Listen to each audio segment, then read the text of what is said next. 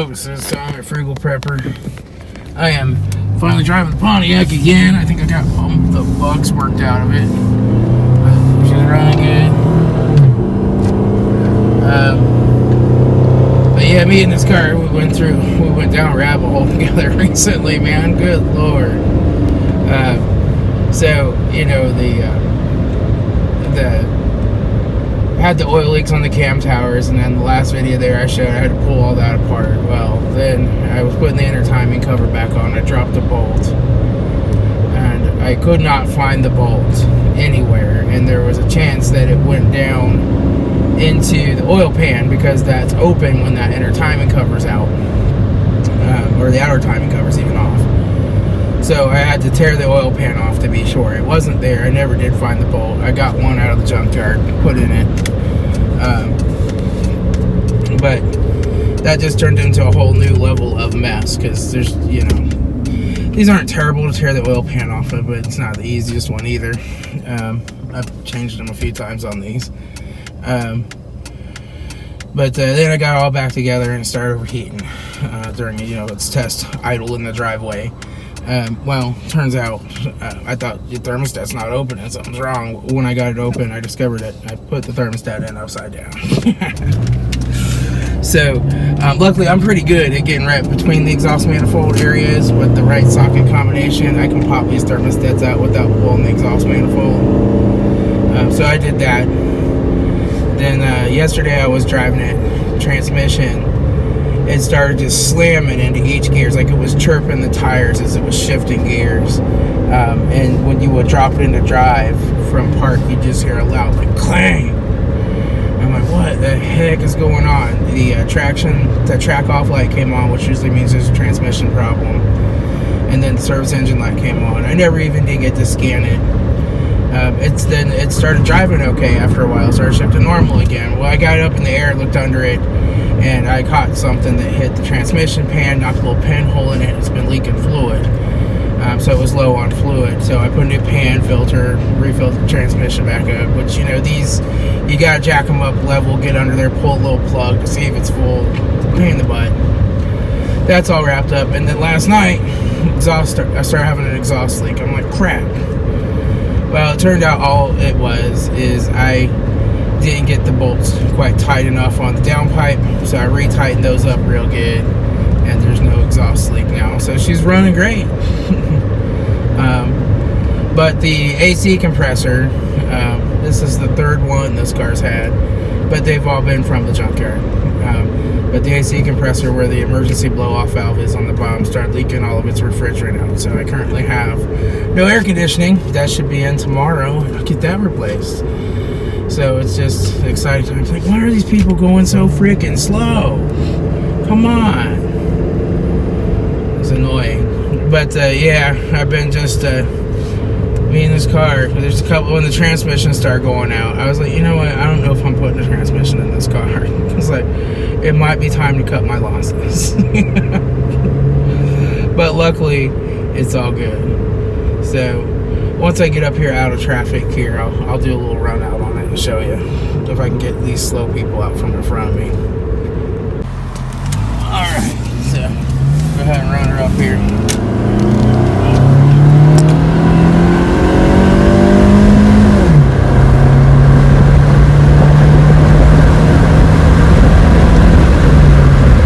Go ahead and slow her down. Don't want to go too fast. I'm in a 45, but you can see she's running good. See if we can do one more run up over here. I'd be careful. The police hang out up here sometimes. I know where the sheriff. I can see him from the turn if you know where to look, Mr. Deputy. Just has a little ring.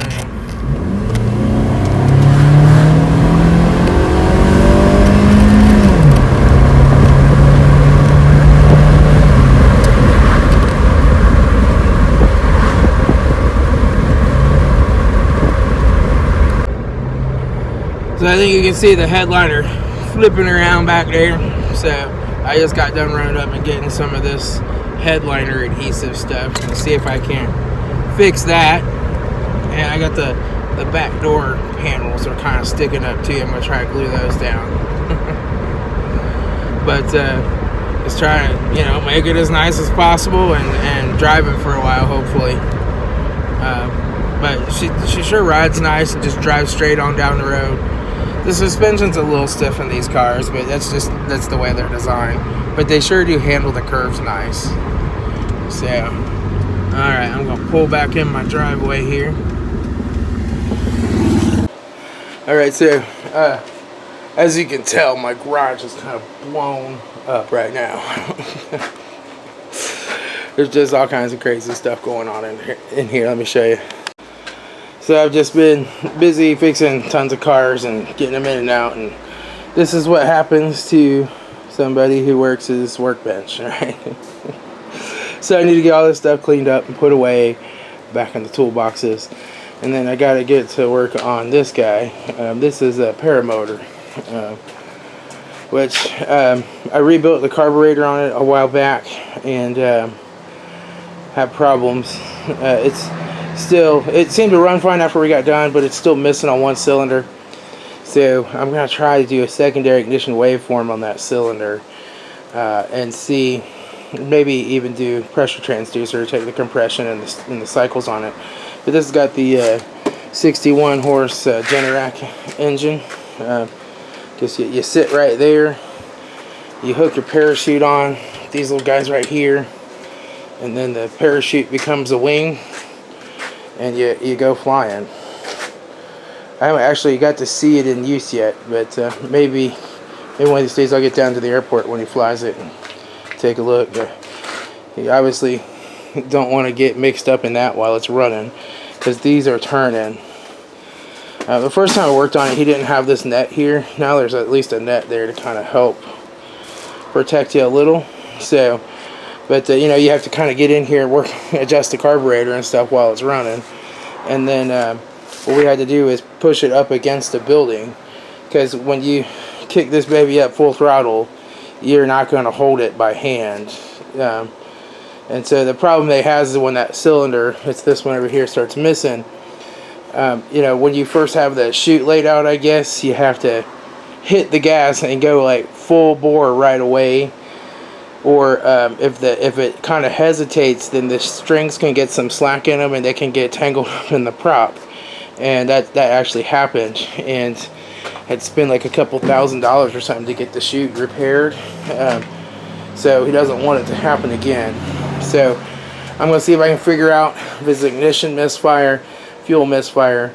Maybe we can tell if it's too lean, too rich, what's causing the misfire with secondary ignition. But yeah, good times. So see, I've been doing lots of AC work. Thanks to Mike, the flatweight master, I had to buy a set of external Torx Plus sockets. Thank you very much, Mike. So I have hopelessly lost one of my extractors, so I had to order a new kit. But that's okay. I'll have some extra ones that way. But yeah, that's kind of what's going on. Just everything's kind of a mess. Diagnosing and fixing. Oh, this is another new kit I got. I really like the Nico tools, and I got that because I want to keep my e-Torx that I have now in my mobile loadout, to have them with me because I do need them once in a while. So I got this kit that comes with all the Torx and e-Torx in one little kit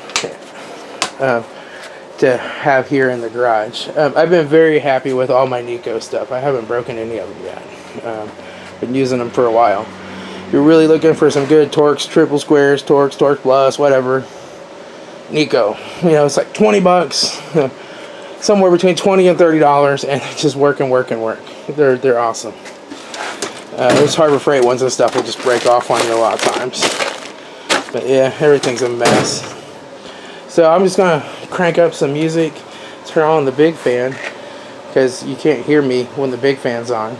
Oh, that's a new catalytic converter for the Pontiac. So before I rebuilt the engine, I was getting PO 420 codes, but I'm not anymore. So It might have been that low compression on that cylinder or something. I don't know. But I probably will just get a whole new exhaust. It's getting pretty rusted. I'll probably replace the whole exhaust on it here eventually. I'll order the other 2 pieces and just hang a new one.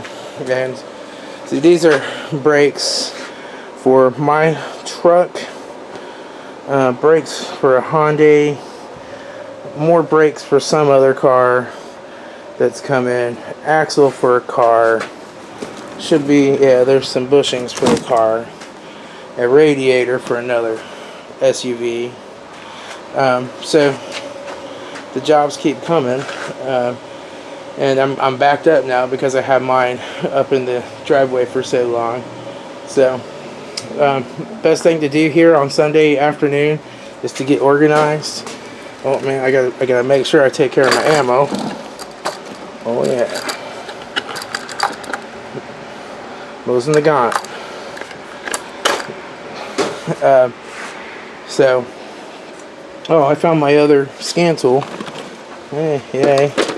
I found one of my inverters. Sweet. I'm finding all kinds of stuff already. So I'm gonna make a comment here. I love to comment on somebody's video. I don't know who it was, but you know, it's another one of the Snappy fans. Snappy fanboy. Snap on. I'm like, you know what? It's really, for me, it seems like it's 1% the tool that you use to turn the bolt, and it's 99% the mechanic, right? It's 99% knowing how to turn the bolt. And I use all kinds of tools. Like, all kinds of tools. I don't care. It turns a bolt. You know, I'll use Job Smart extensions. They work great. You know how many of these I've broken? 0. I got some Harbor Freight sockets. Alright? I got a lot of Duralast sockets that Mark Fox sent me. They've been great. I got gear wrench. I got some OEM tools. I don't freaking care what kind of wrench it is as long as it turns the bolt. And their response was, yeah, but cheap tools would round off bolts and break fasteners. Like, do you know how many times I round off a bolt? Maybe once in 6 months. Twice a year I round something off. And it's not because of the tools, because it's a crappy bolt that's usually been dickered with before. I'm trying to get it out. And it's still not a big deal. That's what this is for. And then when I get it extracted, that's what all these are for. Right here. And I've got more. I got to get organized here. You know, I put another bolt in and then I move on about the day. So I still say, yeah, some tools are a little bit nicer. Like DeWalt works better than Ryobi. It's smaller, it's more compact, it's lighter, and it has more power. And this DeWalt Big Impact right here, this thing's a beast. This is my most powerful impact over all my Airs. But you know what? I don't spend a crap ton of money on tools. You know what I do with all that money? I save it. And when I have a nice little pile of it, all the profit I make from working on cars, I mean, I have to pay a bill now and then with it or something, but all the profit that I make generally from working on cars, after I buy, you know, pay for the parts and liquids and tools, what I have left over, I log into charlesschwab.com and I buy stocks. And everybody's like, oh, stocks are so bad, you're going to lose money. No. I bought Cedar Fair Amusement stock at $13 a share. It's already up to like $35 a share. And it's going to go back up into the 60s and 70s where it was, because those places have assets and they always make money. Think about that. Was 13, you get out at 70. And then I'll take stocks that are low right now and go way up. I'll hold them for a year, then I'll sell them. I'll leave it in my brokerage account, and then I'll go and buy stocks in a place like Tootsie Roll. It's excellent stock. It pays great dividends, and it hardly ever fluctuates very much, but it pays great dividends, and I reinvest my dividends. See, you know, you can spend all your money, or you can take like 25% of what you make and invest it, and eventually that money just makes you money. You can stop working so hard for money, or you can keep working as hard and invest it and make more money. Or you can spend every dime you have on tool truck payments and fancy tools, and you can lie to yourself and tell you, oh, I'm a professional mechanic, I deserve it, these fit the bolts better, these won't strip things out as much. You know, I guess everybody does what they do with their money, but I'm not doing that. I'm not buying all that Snap-on stuff. I'm not saying that there's not a couple of Snap-on tools or Mac tools that are really nice and really will do a better job. What I'm saying is I can go buy a $100,000 Fender Stratocaster guitar, and I can't make it sound any better than the little kid guitar at Walmart that's 20 bucks, because I can't play a guitar. So it's not about the guitar. It's not about the socket wrench. I mean, it is to a point.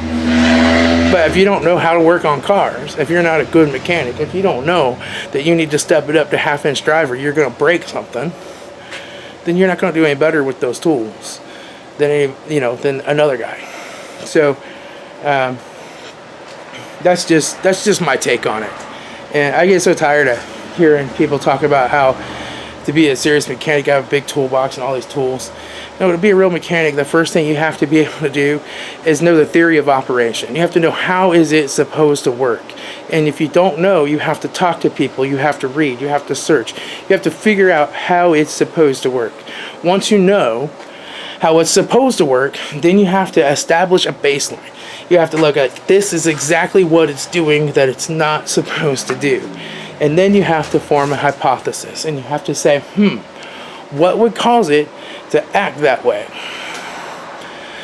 And you have to talk and listen to your customer and listen to the car and look at the car and maybe pull up diagrams. But you have to figure out what are the possible causes of this. And then you have to say, okay, which one is most likely and which one is easiest to test. And try to start with something that's, it might be really unlikely, but all you got to do is pull off one connector and you know. Other things might be extremely likely, but you got to tear half the engine apart. So you have to find that middle ground and start testing each possibility until you find the problem, then you fix it. Then you check it again and establish a new baseline and make sure that it's working right. That's really what repairing anything is about. I learned this a long time ago fixing computers, being a network engineer, and it applies to repairing anything that's not doing what it's supposed to do, whether it's mechanical, electrical, plumbing, whatever. You have to learn how it works, right? And that's the most important part. When you go to these car forums, you have all these idiots on car forums that are like, well, you know, this happened to my car and my mechanic said it might be this, so maybe you should try changing that O2 sensor. Okay, people on car forums have no idea how anything works. And if you don't know how it works, you should pay somebody that does, because you're going to waste money. It's going to cost you money to replace a bunch of parts that probably aren't the problem. And that's what you're paying your mechanics for. You're paying them for what they know, not the kind of toolbox they have, not big fancy garages with big fancy lifts. You're paying them for what they know in their brain, right? And if you're not willing to go and learn it, if you're not willing to go watch Scanner Danner videos for hours and hours on end until you've seen every single Scanner Danner video 10 times, right? And experiment and learn and figure stuff out, then you should pay somebody that does to fix it and fix it right. And if you've been replacing all these components on your car, if you've gone and taken your car to other garages and they've guessed, because garages like to guess too, you gotta find the right mechanic, and you put on starters and alternators and change batteries, and I you know, customer, well, he did need an alternator because the bearings were bad, but it still goes dead overnight, and the air conditioning stops working after he runs it for 15 or 20 minutes. And he hears loud popping and hissing sounds sometimes when the air conditioning's on. And he took it in, and they put in batteries and alternators and starters and whatever, and they drained all the AC down and vacked it and refreshed it because it might be contaminated. And he drove away after paying him a bunch of money, and it still does the same thing. That's because they didn't listen to the customer, and they don't have the theory of operation for those systems in their mind. Because most people who work on cars and do diagnostics know exactly what that problem was on a Honda. The AC relay was stuck, and it was stuck in the on position, and it kept the clutch constantly engaged, causing an overpressure, which caused the popping and hissing sounds and caused the AC to shut down. And it drew 3 amps off the battery, which was causing the battery to go dead. And I ran that through my mind, and by the time he showed up in my backyard, I already pretty much knew what was going on, what I was going to test. That's what it takes to be able to do this. So if you're looking at like trying to make money, like as a mobile mechanic or doing this on the side, do what you're good at. If you're good at changing brakes and putting in struts and turning bolts and ball joints, nothing wrong with that. Get you some tools and go at it. But you also need to learn. You need to learn how to listen to the customer and the car and observe, and you need to learn the theory of operation. You're going to need to understand fuel trims. Right? You're going to have to understand what oxygen sensors do. You'll have to understand that stuff and know how to read a basic scan tool at least and interpret live data. And that's the hard part, because you have to know. The scan tool doesn't tell you just like, oh, well, this is wrong, change this part. It doesn't work that way. You got to know how to interpret it. But anyway, I'm going to get off my soapbox and get back to clean up this garage and turn on the big fan because it's hot. Okay, so I'm just getting my tools organized that go in my car. Oh, this is what I use for my AC vacuum pump and for recovery. This broke off, and I just cut it down and flared out a new one. I got to solder that on. But you can use this system for recovery as well, to recover Freon. So what you got to do is get you an old R134 tank, like so, an adapter, put your line on here, right? That's going to hook to the output of that compressor. So get one that's empty, the shop's all used up, vac it down real good, close it off, and then you put ice down in the bucket, and this is sitting down in the ice. Get this as cold as you can. You'll recover more Freon that way. And then you can go ahead and hook this line up to that tank for the output. You hook this up to the yellow line on your gauges where you're going to be doing the evac. Go ahead and open up the low side and let it compress a little bit through here, and then just bleed your line at the tank. You know, break it loose, bleed it out so some Freon's coming out so there's no air. Open up the tank and then let it compress. You always want this on the low side though. You don't want to do it from the high side, although if the system's off it doesn't really matter, but you don't want liquid going into your compressor. It needs to be air. But then you'll fill the tank up with as much Freon as possible. Close off your tank, close off all your gauges, and then you can do your repair and then hook to this side to vac the system down, right? And then just take your tank out, turn it upside down, and you can put that Freon back in. You can also just put like a filter dryer in line when you're recovering the refrigerant, and maybe even when you take it back out of the tank. And you can get those that screw right on here. I've got one on order actually. But that's how you can recover the Freon. Or a lot of times I'll just go ahead and put new Freon in. It's pretty cheap at Real King, $4 a can. But then I can take the tank to somebody that does have like a real professional recovery machine, and they're happy to get the Freon. As long as it's good clean stuff, I'm not putting like burnt, crappy, contaminated stuff in there. They're happy to get it. They'll run it through their machine and reuse it. So it's just that's how I do it, because I don't have a big professional expensive recovery machine, and I don't want to just vent it out to the atmosphere if I can help it. This is just a little socket set that I keep in the trunk of the Pontiac. Now I keep my main Craftsman bigger box in the truck. That's what I usually take out for mobile, but I keep some stuff in my car too, because sometimes customers just call me and they're stranded and I need to go help. But this misses a bunch of sizes. It's got a 10, 11, it skips 12, so they don't like Asians. 13, 14, it skips 15, so they don't like domestic either. 16, 17, 19, 21, and 22. But for the sizes that it skips, I just have my Kennedy box here. And what I do is just keep those in here. Just got screwdrivers, cutters, this little C-reader scan tool that a viewer sent me. This is actually a nice scan tool. This 319 does mode 6. Yeah, baby. And then, see, I got my little light in here. Got some 1/4-inch drive stuff. I keep a tape measure because I'm always seeming to need a tape measure.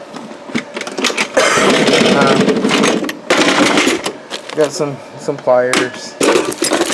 A viewer sent me these and I'm still going through them and using these grime off wipes. But I got a meter. Oh, there's a test light buried up in the top here somewhere too. Just pliers, some different wrenches, some basic electrical repair kind of stuff there, and some Torx and star bits and stuff. Just so got a few basics on me, and I keep a better ratchet right here too. It has a 1/4-inch and a 3/8. I actually really like these little ratchets. They turn very free and they're really handy. But, yeah, that just stays in the trunk of the car, just so that I have some stuff with me.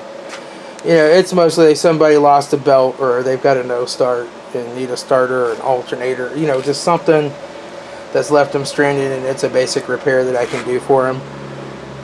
If it's anything serious, they're coming back here. This I'm probably going to have to throw back in the car. But this is the power probe that Eric O gave me. I use the crap out of this tool. But I keep a test light, and so I made a test light with a really long cord so that I can get around and test stuff. And then I got these test leads in here, and there's some T-pins down in here somewhere, and then the power probe itself. Power probe is a really handy tool. I've diagnosed a lot of stuff with that. You could do it without it, but it does make things go a little bit faster. And then I was just thinking about this too. So this little Altel, I forget what this is. Oh crap! It's like the Maxi 400 or something. I was talking to Eric O on the phone one night, and he recommended this tool. I was talking to him about a lean problem I was having on a Yukon, and this is actually a good tool. It works on your cell phone, so you bring up the diagnostics on your phone, and you get one free make with it, and then you can download the other makes for like $10 or something. It's a nice tool. It drives me insane because it constantly has updates, and so I don't use the tool for a week or two, then somebody pulls in the driveway, I need to do a quick scan, find out what's going on. But as soon as you go in, it's like, oh, there's a software update available. And there's no option to skip it and just go ahead. You can either cancel doing the diagnostic, or you can load the update. And then it's got to download some 500 or 600 meg file, and you got to wait on it. And there's updates for each make. And then as soon as you think you're done, then it's like, oh, there's a firmware update for the VCI. And you have to load it too. And so then an hour later, you can finally scan the car. So that's why I like to keep some other just quick, like that C19. I have a couple other scan tools. I got my Craftsman one, which is really an Innova. So I like to keep those around because they're just quick. But that tool does do a lot of stuff. That, you know, it even does some kind of like bi-directional stuff, as far as like you want to do a cam crank relearn, some of that kind of stuff. But it's not like a full bi-directional control tool. But it's a good tool. Just beware that it's going to make you update constantly. So it's not a grab it when the car comes in, or you just got to go through at the beginning of the day and check for all the updates and update it. But it still might want to stop and update your VCI. So that's just how that goes. But I just thought I'd show you some stuff while I had it out here. Just getting the tools organized and the trunk cleaned out, and getting things ready to go. Here's some of the other stuff I just have in the trunk of the Pontiac. This isn't my main Go Mobile repair vehicle. I got these little cheapy jack stands here. I've got a little cheapy jack right here. This is like an emergency car kit back here. It's got a few like cheap sockets in it, but mostly that's just where I have some road flares, bungee cords. This is an emergency fuel can, and a few like really crappy basic tools. That is just in the car already, so I've always left it in here. Of course, my toolbox and my sockets. This is just basic fluids, oil, WD-40, funnel, that kind of stuff. Then I keep some scrubs. These are really awesome for getting greasy hands clean after you work on something. They're kind of pricey though. And I keep a set of Hardy Mechanics gloves. Here's my power probe and some shop towels back here. Still try to leave a little room for the groceries. So what kind of hand soap do y'all use? Like, I've just gone back to using Lava for a while now. I get the big stiff red nail brushes and just scrub down my whole hands and use Lava. Stuff works awesome.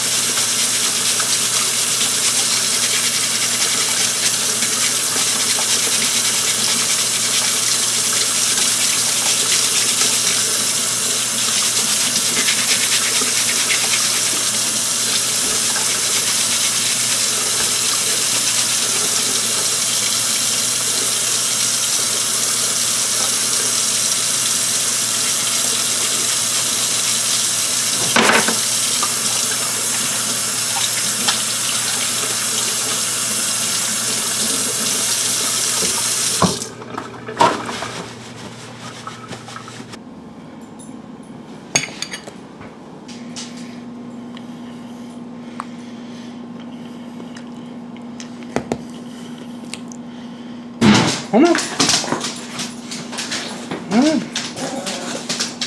Hi, say hi. Say I want some meat. Little brown dog wants some meat too. Yeah. Is that the good stuff?